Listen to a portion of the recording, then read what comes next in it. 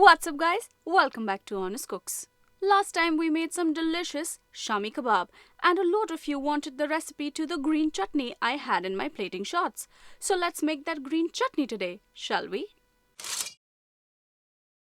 My chutney recipe starts with cleaning the cilantro. Wash it at least 3 times in cold running water, discard the roots and the thicker ends and leave it to dry. When the cilantro has dried off a little bit, chop it roughly so it's easier for the blender to blend evenly. Next up, scallions. Again, washed and dried. Roughly chop this as well. You can also use white onions instead, but scallions will give you a stronger flavor. Then I have here about 40 grams of ginger, skin removed, that I'm just going to rough chop as well. Exact measurements are in the description, but I do recommend you check out my blog for more details. It's a chutney, so we definitely need some heat. You can use jalapenos, Thai chili or serrano depending on your preference. All of this goes into a blender. Sometimes I also make this recipe with mint, and that's usually about half the quantity of cilantro that I'm using. If you've seen my samosa video, that's when I used mint chutney made with the same recipe.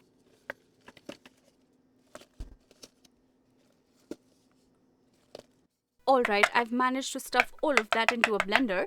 Next, I'll add in some garlic, roasted cumin seeds,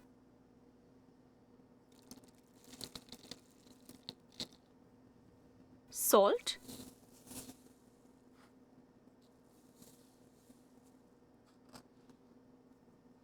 and a generous squeeze of lime.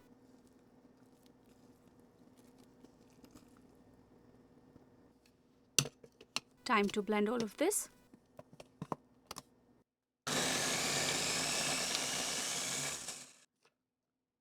You'll need some liquid to bring this to the right consistency of a chutney, and then we'll blend again.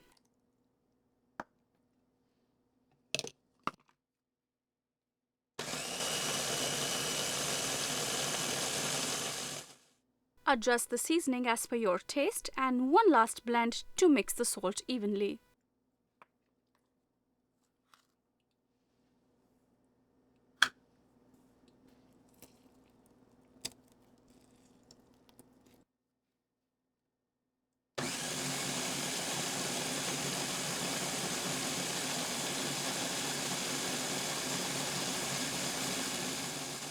You can also make this chutney by blending it with oil instead of water if you want it to last longer, but this will stay fresh in an airtight jar in the fridge for up to 2 weeks. Super fresh, easy recipe, and I prefer this over store-bought any day because then I am controlling the freshness of my ingredients, the preservatives, the oil, and the sodium that's going in the chutney. Do try this recipe, it tastes phenomenal with something as simple as pita chips or as decadent as shami kebab or samosas. If you enjoyed this video, don't forget to give us a thumbs up and subscribe to Honest Cooks.